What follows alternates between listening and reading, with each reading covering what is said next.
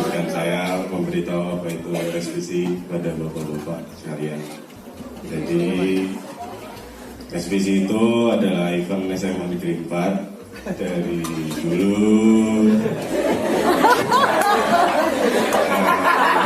yang mempertandingkan antara sekolah-sekolah di Jakarta menuju Jabodetabek. Terus. Mempertandingkan apa? Ya,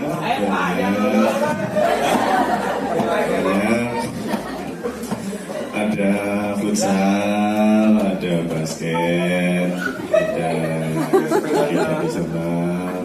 Iya ya. Ya, seperti itu.